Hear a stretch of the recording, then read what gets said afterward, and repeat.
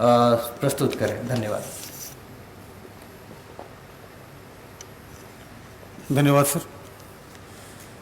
आप सभी को नमस्कार और हृदय से अभिवादन। एक अत्यंत कठिन घड़ी में माननीय मुख्यमंत्री के कर कमलों से एक अत्यंत महत्वपूर्ण सहायता हमारे राज्य से बाहर फंसे हुए बंधुओं के लिए आरंभ की गई। हम सभी माननीय मुख्यमंत्री जी और आप सभी वरीय अधिकारियों के प्रति अपना आभार व्यक्त करते हैं। सर ने अभी बड़े विस्तार से इस ऐप के बारे में और उसके उद्देश्यों के बारे में बताया है। पुनः इसके तकनीकी पक्ष पर हम NIC की तरफ से कुछ प्रकाश डालना चाहते हैं। जैसा सर ने बताया कि हम लोग जो बाहर लोग फंसे हुए हैं, हमसे संपर्क करने का उनका एक माध्यम था दूरभाष, जो पहुंचना बहुत सुगम नहीं था। तो एक हम लोग ऐप दे रहे हैं, इस ऐप को डाउनलोड करके वो सहजता से हम तक पहुंच पाएंगे और इस ऐप में वो अपना आंकड़ा भरेंगे और उसमें कुछ चीज़ों की पुष्टि की जाएगी ताकि उनकी वैधता को सत्यापित किया जा सके। जैसे कि उनका लोकेशन, जियो लोकेशन, वो राज्य के बाहर का होना चाहिए। उनका जो नाम है, उनके आधार के जो आंकड़े हैं उसके नाम से पूरी तरह मेल खाना चाहिए। उनका जो बैंक का अकाउंट है वो हमारे राज्य के अंदर होना चाहिए और उनकी जो मोबाइल संख्या है वो वैध होनी चाहिए, जिसका हम लोग OTP के माध्यम से उसका सत्यापन करते हैं जी। तो अभी एक बार सत्यापन हो जाने के बाद ये आंकड़े हमारे पोर्टल में चले जाते हैं और उस पोर्टल के बाद हम लोग फिर उसकी प्रोसेसिंग करते हैं, वेरीफाई करते हैं और PFMS पर भुगतान के लिए आगे उसको देंगे। एक मूवी है तो इससे ये इसकी सारी कार्य प्रणाली स्पष्ट हो जाएगी। हम लोग एक इस पे बता रहे हैं कैसे आप आधार कार्ड का फोटो और अपना जो सेल्फी है वो कैसे डालेंगे। इसके बाद जब अगला स्क्रीन आएगा तो उनसे कुछ आंकड़ों को भरने के लिए कहा जाएगा, जैसे वो किस गृह जिले से हैं, उनका गृह प्रखंड क्या है, उनके पंचायत का नाम क्या है, उस लाभार्थी का लिंग क्या है और उनके पिता पति का नाम क्या है। फिर इसके बाद उनके आधार की संख्या हम मांगते हैं और अंत में एक घोषणा भी उनसे लेते हैं कि वो स्वेच्छा से अपनी आधार संख्या को दे रहे हैं ताकि वो जो आधार एक्ट है उसका हम लोग पूरी तरह अनुपालन कर पाएँ। आप देख पा रहे हैं इसमें ड्रॉप डाउन लिस्ट है, गृह जिला का नाम और प्रखंड और उनका पंचायत, ये सब कुछ स्वतः ही आ रहा है। इसको चुनना काफ़ी आसान है, तो काफ़ी आसानी से कोई जो थोड़ी भी समझ रखता है वो इसको भर पाएगा। ये सारे आंकड़े इसमें भरे हुए हैं पहले से, कुछ लिखना नहीं है, उनको सिर्फ चुनना है। उनका जिला क्या है, प्रखंड क्या है और पंचायत क्या है। फिर अपना वो नाम डालते हैं। ये नाम उनका जैसा आधार कार्ड पे नाम है वैसा ही होना चाहिए, क्योंकि इसकी जांच हम लोग करते हैं। हमारा आधार से इंटीग्रेशन है इस ऐप का और वो देखता है कि आधार नंबर सही होना चाहिए और जो आधार के डाटा में नाम है वही नाम यहाँ भी होना चाहिए। इसके अलावा पिता और पति का नाम है और लिंग है। ये जो एक आम तौर पे किसी आवेदन के लिए लिया जाता है वो सारी सूचनाएं इसमें है। बहुत कम है, सिर्फ नाम, पिता पति का नाम और लिंग, इतना ही, और आधार संख्या।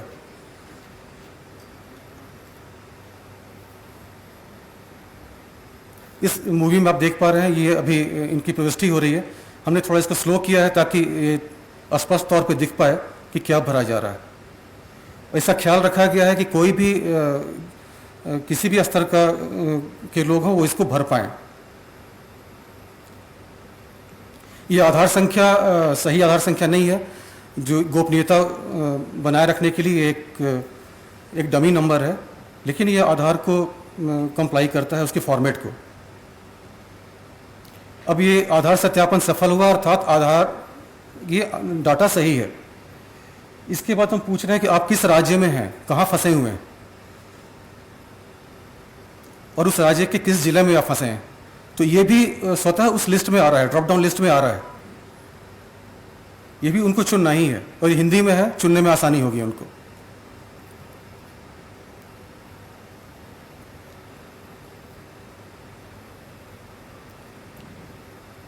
एक बार ये जहाँ फंसे हैं उस राज्य का नाम और उस जिले का नाम डाल देने के बाद, हालांकि इसका बहुत ज़्यादा महत्व नहीं है, महत्व उनके जियो लोकेशन का है। जब वो फ़ोटो अपलोड करेंगे तो उस फोटो के साथ उनका लोकेशन भी जाता है और हमारा जो सारा वैलिडेशन है, हमारी सारी जांच की प्रक्रिया वो जियो लोकेशन पे ही आधारित है कि वो हमारे राज्य से बाहर के होने चाहिए।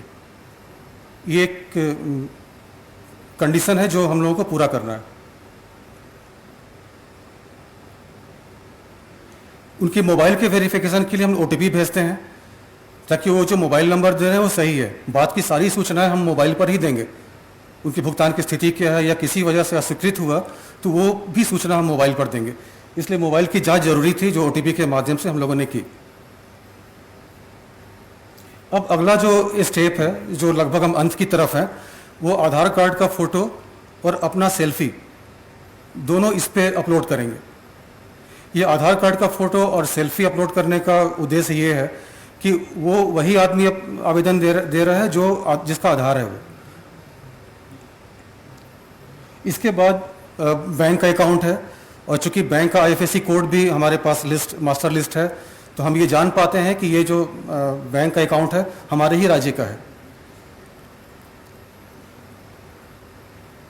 तो वो व्यक्ति हमारे राज्य से बाहर है, आधार का नाम सही है और उनका बैंक का अकाउंट हमारे राज्य में। ये 3 चीज़ें यदि वो ये 3 अर्हताएँ वो पूरी करते हैं तो फिर वो इस लाभ के इस सहायता के लिए वो योग्य होंगे। बैंक का खाता दोबारा डलवाते हैं ताकि कुछ गलती नहीं हो जाए। और जी ये जब आधार का फोटो और उनका सेल्फी है, जब ये डाटा यहाँ आ जाता है तो फिर हम लोग अपने पोर्टल के माध्यम से संबंधित जिले को भेजेंगे, जो उनके लॉगिन पे प्राप्त होगा, और जिलों में इसका सत्यापन होगा कि वो आधार का फोटो और इस व्यक्ति का फोटो दोनों मैच कर रहा है, मेल खा रहा है, तभी वो आगे भुगतान के लिए योग्य होगा। जैसे आप देख पा रहे हैं ये भी डमी आधार कार्ड है, लेकिन इसका फोटो लिया गया। इसके बाद हमारे सहयोगी हैं, वो चूंकि फिल्म बना रहे थे, उमेश जी, उन्होंने अपनी ही तस्वीर डाली। ये अभी यहाँ मैच नहीं कर रहा है, आधार का फोटो और ये फोटो मैच नहीं कर रहा है, लेकिन जो असली जो सही आवेदन होगा उसमें इन दोनों को मैच करना होगा, तभी वो आगे भुगतान के लिए वो योग्य होगा।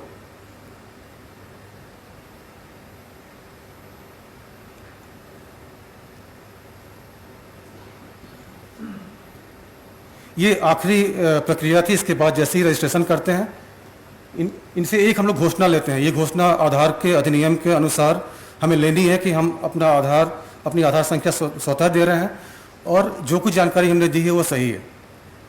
ये दे देने के बाद इनका पंजीकरण सफल हो जाएगा और वो हमारे पोर्टल में, जो अभी COVID-19 help.jharkhand.gov.in के नाम से रजिस्टर्ड हुआ है, उसमें डाटा चलाएगा। उसके बाद स्टेट की जो हमारी टीम है, उनका काम है उसको वेरीफाई करना और भुगतान के लिए आगे PFMS पोर्टल को समर्पित करना उपरोक्त मेकर चेकर के माध्यम से। तो वो उस प्रक्रिया में उनका काम खत्म हो चुका है जिन्होंने आवेदन किया है। तो ये बहुत ही सहज एक प्रक्रिया है, जो हमारे भाई बंधु जो भी बाहर फंसे हुए हैं वो बड़ी आसानी से डाउनलोड करके ऐप को अपना आवेदन समर्पित कर पाएंगे और इस एक बहुत महत्वपूर्ण सहायता इस कठिन घड़ी में उसे ले पाएंगे। एक मैसेज आ रहा है कि सक्सेसफुली रजिस्टर्ड।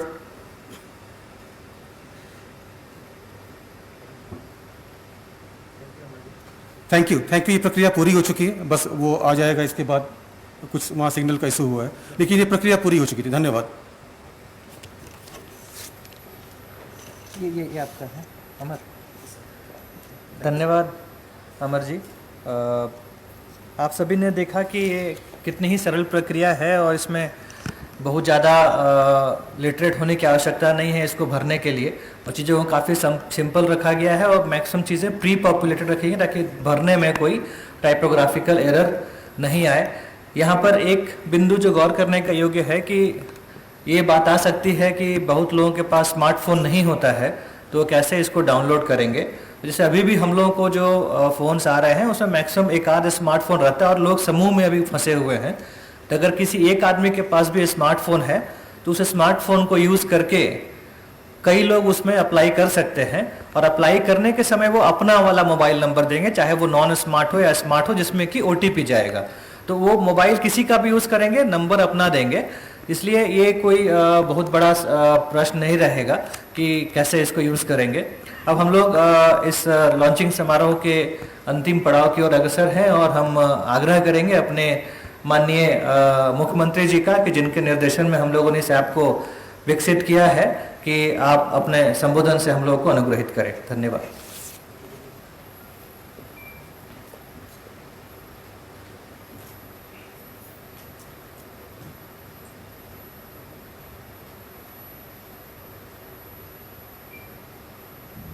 आज यहाँ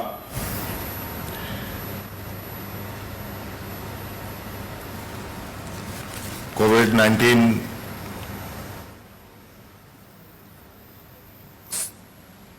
और कोरोना के महामारी के इस लॉकडाउन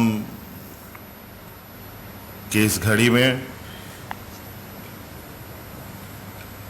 देश के विभिन्न राज्यों में फंसे हुए हमारे कर्मचारी, मजदूर, झारखंड वासी, उनकी सहायता हेतु आज झारखंड सरकार की तरफ से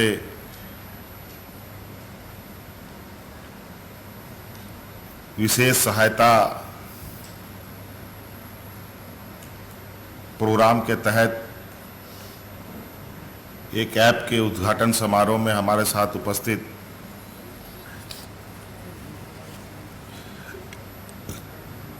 हमारे मंच में साथ उपस्थित मंत्रीगण, राज्य के मुख्य सचिव, सभी वरिष्ठ पदाधिकारीगण, यहाँ उपस्थित हमारे मीडिया के मित्रों,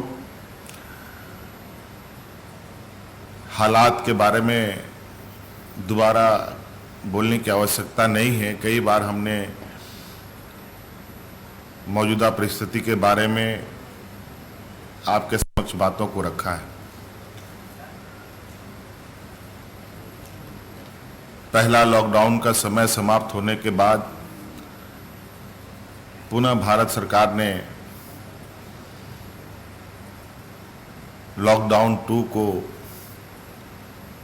2 की घोषणा की है और इसके साथ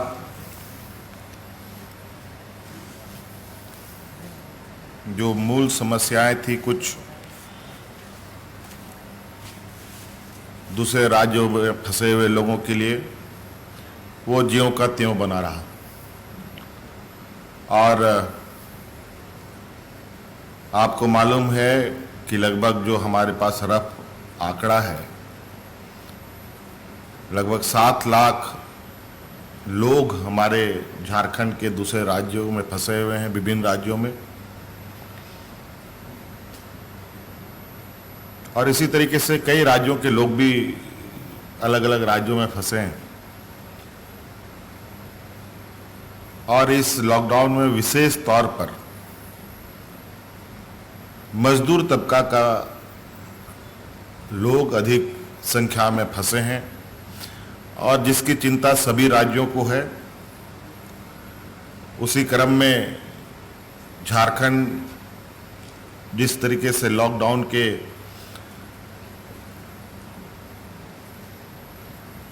शुरुआती समय से ही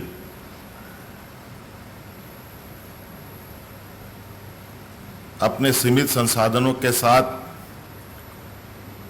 लगातार हम लोगों ने विभिन्न चरणों में तैयारियां की। हम जानते थे कि हमारे राज्य में गरीबी अधिक है, मजदूर तबका का अधिक है, लोग यहाँ आदिवासी, दलित, अल्पसंख्यकों की संख्या अधिक है, जो अधिकतर रोज कमाओ रोज खाने वाले लोग हैं।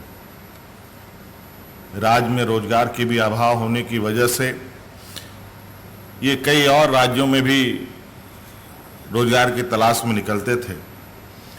अचानक लॉकडाउन की घोषणा से वो जहां के तहां फंसे पड़े हैं। किन राज्यों में कितने लोग हैं,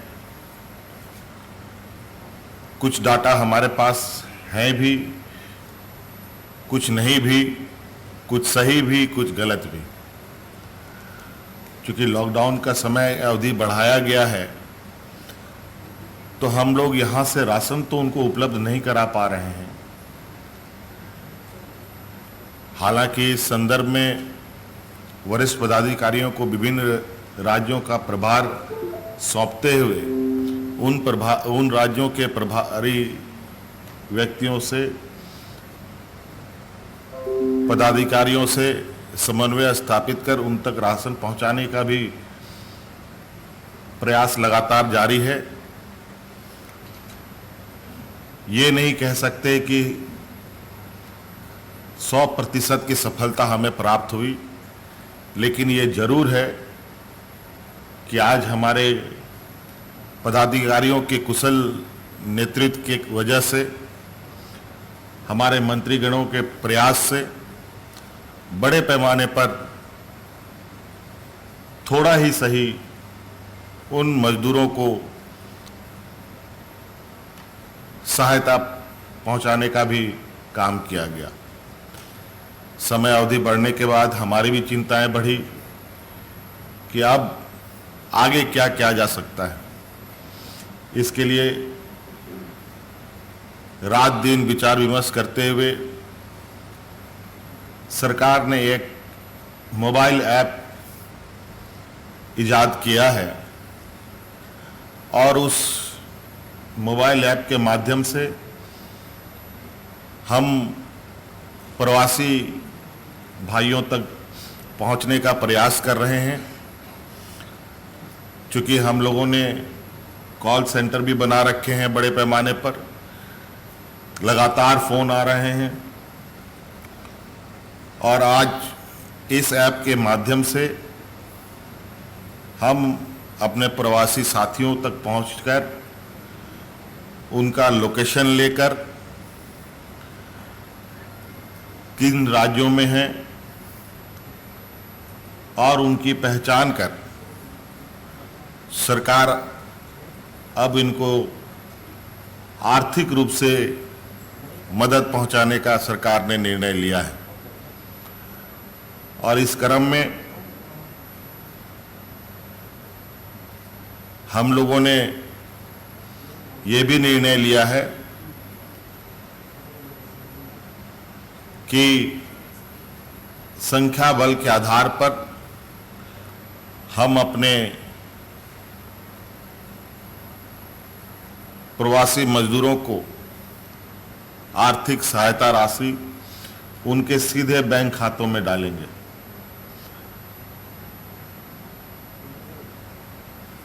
और मुझे लगता है इस सहायता राशि से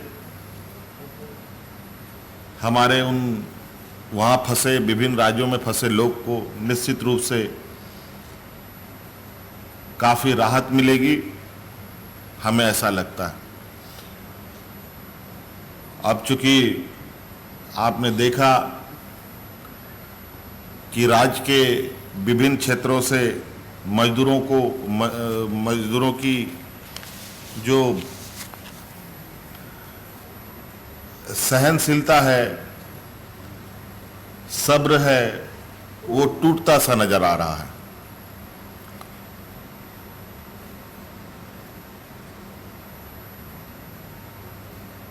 हालात निश्चित रूप से पूरे देश के लिए गंभीर है। आज हमारे इस राज्य में, इस राज्य के फंसे मजदूर तो जहां का तहां फंसा ही है। आज दूसरे राज्य में फंसे मजदूर को अपने परिवार की चिंता है। आज यहाँ उनके परिवार हैं, उन परिवारों को जो बाहर गए रोजगार पाने वाले, उनके घर के कमाऊ व्यक्ति की चिंता है, जिनके बदौलत उनका घर चलता है। हालांकि अभी हम लोगों ने राज्य के अंदर, राज्य के सभी गरीब परिवारों तक विभिन्न माध्यमों से अनाज और गरम खाने का भी व्यवस्थाएं कर रखी है। पंचायत से लेकर के, थानों से लेकर के, ब्लॉक से लेकर के जिला हेडक्वार्टर तक में सामुदायिक किचन चल रहे हैं।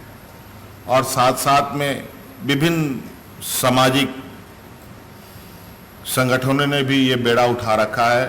आज के दिन में कि गरीबों को वो अनाज दे रहे हैं, ये काफ़ी प्रशंसनीय विषय है। मैं उन सभी सामाजिक संगठनों को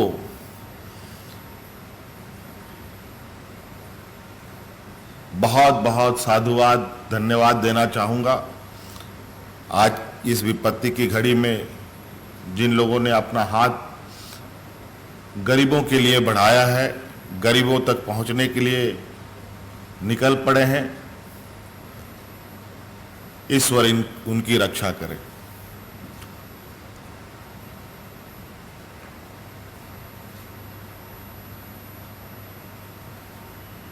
आज इस ऐप के माध्यम से हम लोगों का लक्ष्य है कि हफ्ते दिन के अंदर राज्य के बाहर फंसे हुए जितने भी मजदूर हैं, चाहे वो 5 लाख हो, चाहे वो 6 लाख हो, चाहे वो 7 लाख हो, चाहे वो 10 लाख हो, उन सभी तक हम लोग आर्थिक सहायता हमारी पहुंच जाए, ये हम लोगों ने लक्ष्य तय किया। और मुझे लगता है इस विषय पर आज इस कोरोना संक्रमण की जंग में झारखंड सरकार का ये एक प्रवासी व्यक्तियों के लिए, मजदूरों के लिए एक मील का पत्थर साबित होगा, एक महत्वपूर्ण कड़ी साबित होगा। धन्यवाद।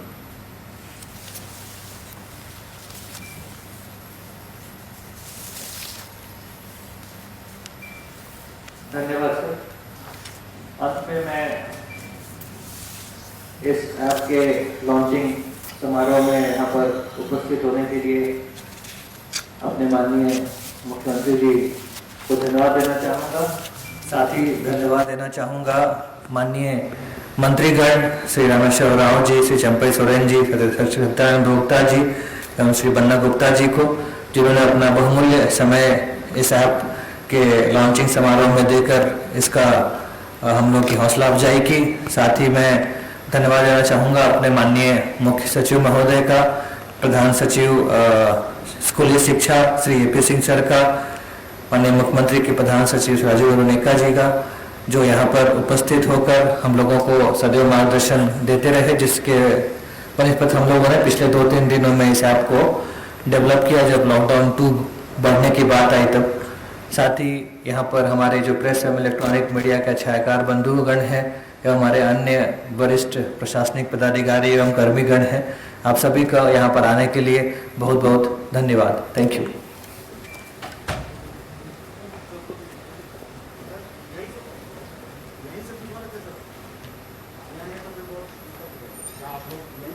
आप लोग का कोई सवाल है, अगर पत्रकार मित्र लोग बोलना चाहे।